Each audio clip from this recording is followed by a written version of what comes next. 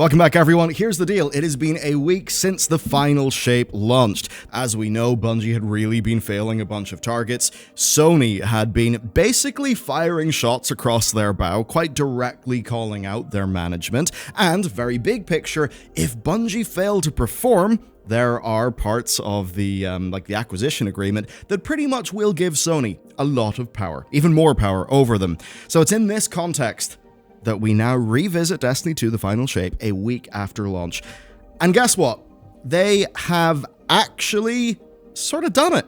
They have managed to create an expansion that people broadly are loving, that has managed to effectively wind up in a satisfying way a 10-year-long storyline. That is a very impressive thing, especially given how messy that story was initially. Like, yes, nowadays we have Lore Daddy with his amazing vocal performances and all of the detail that he puts into his videos, which means that even I can understand what's going on in Destiny. But of course, for me, Destiny narrative, I think of Peter Dinklage saying that wizard came from the moon. Anyway, point is that they've managed to do this without alienating a large part of their audience is pretty incredible.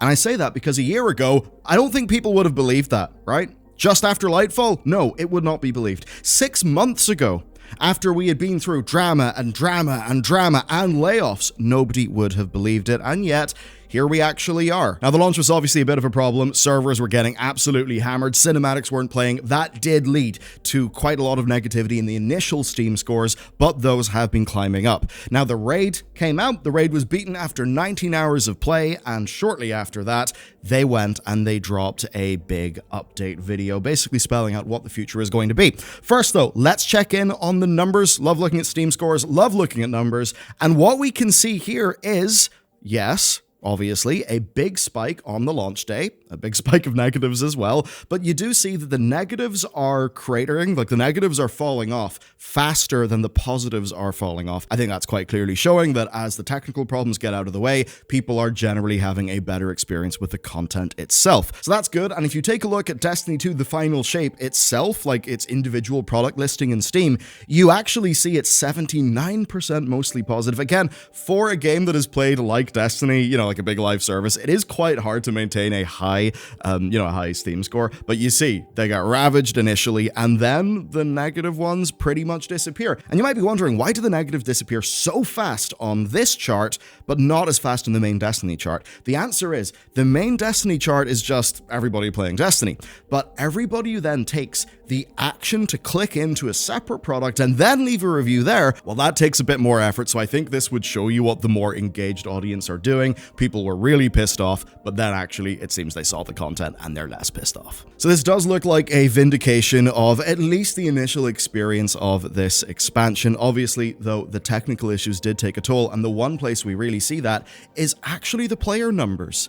So with all of this positive sentiment, especially as compared to Lightfall, you really would have expected like way higher player numbers. What we're seeing is they were quite simply not able to hit the Lightfall launch peak. And the reason there is the servers literally couldn't handle it, right? So people were just abandoning Destiny and doing something else. So they never hit that peak. But what we have seen is a nice, big, chunky, healthy looking Steam graph. What I think is fun though is expanding that chart out to take a look at the free sort of mini season of content that they did before. And you can see that previously they were sitting at like 50,000 concurrents.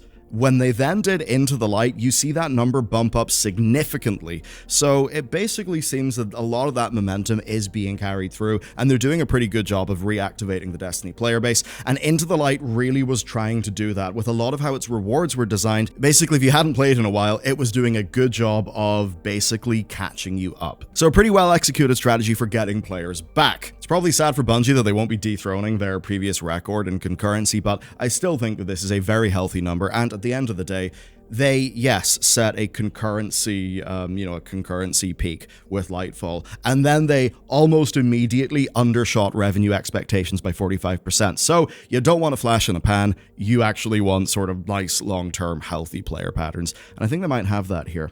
Now, this is where it actually gets interesting to me, because there's a post-raid unlock that has got a lot of praise from people, and I really think it's cool. So, the raid itself is a Bungie raid, and from my perspective, coming as a World of Warcraft raider, the tiny number of times I've hopped into Destiny raids, they have been truly impressive to me. Also, a group of World of Warcraft, like world first raiders, Echo, they hopped in to do the Destiny raid. They were absolutely glowing about it and had a fantastic time. The raid itself, basically, complex, multi-stage fight, puzzle sequences, just all of the great stuff, but it's actually not the end of the Light and Dark Saga. No, the end of the Light and Dark Saga is actually a new activity called excision. Pretty cool name. Anybody can access excision post-completion of the world first, right? And it's via public matchmaking. And what it does is, it has 12 players in a basically all-out brawl featuring loads of different characters, cutscenes, and all of that stuff, basically designed to fully close out this whole saga in a meaningful, distinct way, but actually in gameplay. And that, I do think, is really cool. It's, yes, obviously, cinematics and stuff are an important part there, but meshing in with the gameplay, and that being gameplay that pretty much everybody can hop into, I think that's a real winner of a way to do that. So, they did actually manage to put a cherry on top. And that is an impressive thing, again, given how all of the Destiny news had pretty much been negative for the year running up to now. Oh, also, people do get an exotic engram for doing it, so, you know, also a nice little incentive. You might be thinking then, what next? Because if the saga's over, then I suppose a little bit like some Marvel fans no longer checking in with those movies, okay, well, you know, you've ended your thing, now I'm going to get off this train. Well, less than 24 hours after the Excision mission went live, Bungie held a live stream to reveal what is next for Destiny 2. So let's talk about that. And again, I've been considering hopping back into Destiny 2, and I'm certainly looking at this and it's making me think, oh, okay, maybe it is actually worth my time.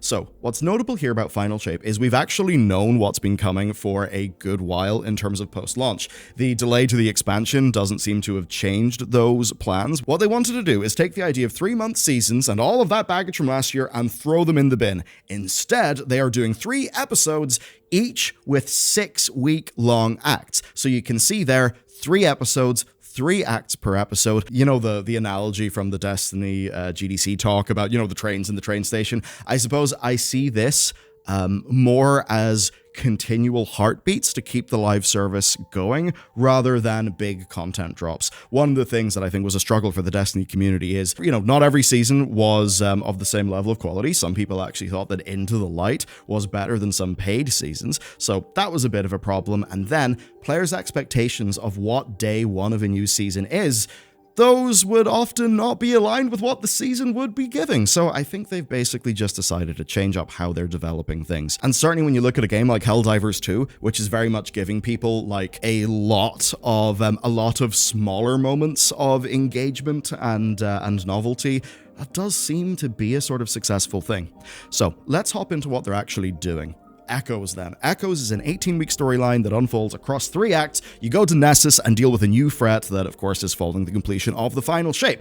Each of these episodes, right, they are self-contained, they come directly out of the narrative of the final shape, but within each episode, each act will then add new quests, activities, and all of that stuff to basically expand on your endgame experience. So that's Echoes. Then there's Revenant. Now, Revenant is featuring the Fallen and Scorn conflict. The theme is basically vampire hunting. Seems pretty cool to me in the Destiny context. And there's also a new potion reward mechanic, and then there's Heresy, which is focused on the Hive, plus the return of the Taken King's Dreadnought as a location.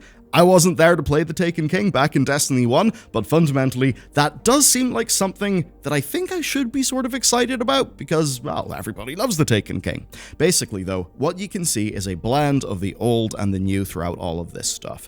Basically, more time with characters that people like, continuation of narratives and peoples, but they do say that there is some new stuff turning up. One of them is Breach Executable. This is an activity for 3-player fire teams that basically, I mean, to me, it kind of looks like a Vex technology-themed extraction shooter. Basically, you know, you're in 3-person fire teams, you go out, you get your Vex stuff, you come back in. Within the context of Destiny gameplay, I think that would be pretty damn fantastic. And that shouldn't be a surprising thing to hear. I've basically always thought that Destiny plays exquisitely as a game, but my problem has just been it's quite quite impenetrable, and it's hard to have MMO-like games be in your life at a high frequency. And of course, all of this means an expanding pool of rewards. They showed off what some of the guns look like. Suffice to say, yes, it's Bungie's artists. I mean, I think they are essentially some of the best in the business. Again, just like watching the skill up video, watching the lore videos, the one thing that as a lapsed Destiny player strikes me is, man, through thick and thin,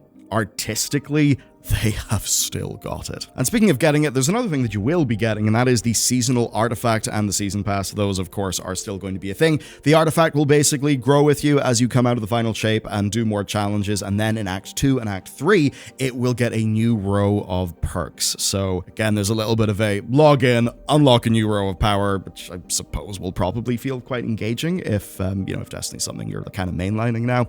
And also their intent is that as each act releases, the season pass expands by 50 ranks from the initial 100 up to 200, which I suppose, like, to me, it seems like the actual topic for us to talk about, and retention, because in a way you could look at this and think, right, so instead of big content drops, you are just doing a drip feed across the entire year. In a way, I think it is that. However, when we're talking about a live service game, sometimes what those have ended up being is a rather static game, just that we get DLC-sized updates every now and then.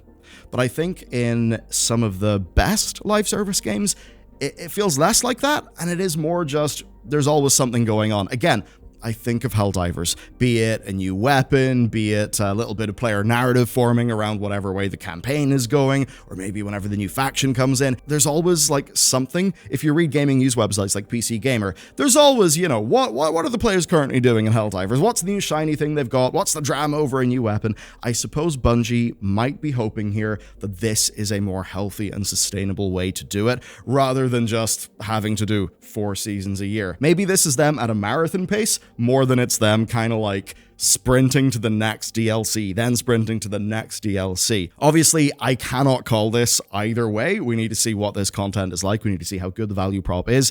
I suppose it is interesting, though. I mean, I mentioned Helldivers. That's a Sony game, and we do know that Bungie have been doing a hell of a lot of consulting work on all of Sony's live services. So at worst, I think this will feel like a bad drip feed. At best, though, you could maybe have things come in Act 1 that Act 2 could then expand on and make more interesting, such that it will feel like a game that is growing and evolving with you.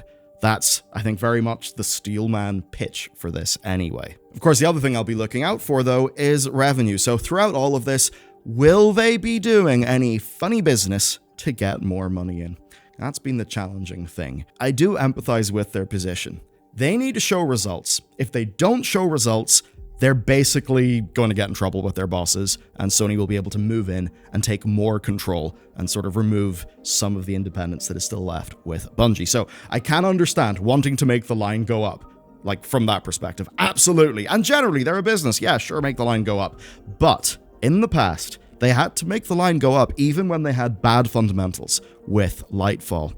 I would hope here that they could make the line go up without having to resort to stuff that feels sketchy. But again, only time will tell. And that's very much true for what happens after these 3 episodes, which is Project Frontier, whatever it may be. We do not know what it is. Bungie would not say. They just said there's something called Project Frontier. It will happen. And yeah, that's kind of it. They just said they're going to do it, and it will be Destiny 2 related. There has been just a lot of talk about Destiny 3, maybe some worries that after this saga is done, what they'll probably do is move a whole bunch of people over to Destiny 3. Then if you're a Destiny 2 player, you would be quite worried because, well, they have a large team on Marathon. They would then have a team in Destiny 3. What would be left for you playing Destiny 2? So they're at least trying to allay those fears. I suppose I do then look at all this and think, yeah, Destiny 3, it'll probably happen, but does it need to? Does it really need to? I mean, Destiny 2 looks fantastic and runs well, and the core business model is off expansions anyway. Do you really need to do a lot of damage just to have a new big box product? It also could be the case that Project Frontier is not just a new piece of content, but perhaps a new model for the game's ongoing development. Again, I've been talking about Helldivers for a reason. I have to wonder, is Frontier, is that also maybe tying into how they are making the game on a technical level, maybe changing how content delivery is, maybe trying to take Destiny 2, which is a live service that is rooted in the old model of a live service, is it maybe them trying to make it a bit closer to something like Helldivers, which feels like the newer model of a live service. If so, that certainly would be interesting. Anyhow, they have got a lot of their audience back on board. If they treat these episodes seriously, if they do their job well, then we could actually be in a damn good place. Because right now, the game's pretty fun, a lot of the guns are very fun, Prismatic is a whole bunch of fun, the buildcraft is real strong, and I suppose their promise is that it will get stronger as they add in these episodes. They really do have an opportunity here. If they can just do a good job and have good delivery for the next year, I think a lot of that angst, a lot of that worry from the player base will start to go away, and a little bit more of that trust will be back. I think one thing though, they cannot afford to have the players drift away again, and as a long-term World of Warcraft player, my humble advice is, just don't pull a Shadowlands. And on that insane bombshell, thanks for hanging out. I recommend you check out yesterday's video. We go through all of the stuff that happened with the Microsoft Showcase. Again, one of those times where you know the GIF? We're so back, it's so over. It's basically that, the video. Okay, take care. I'll see you over there.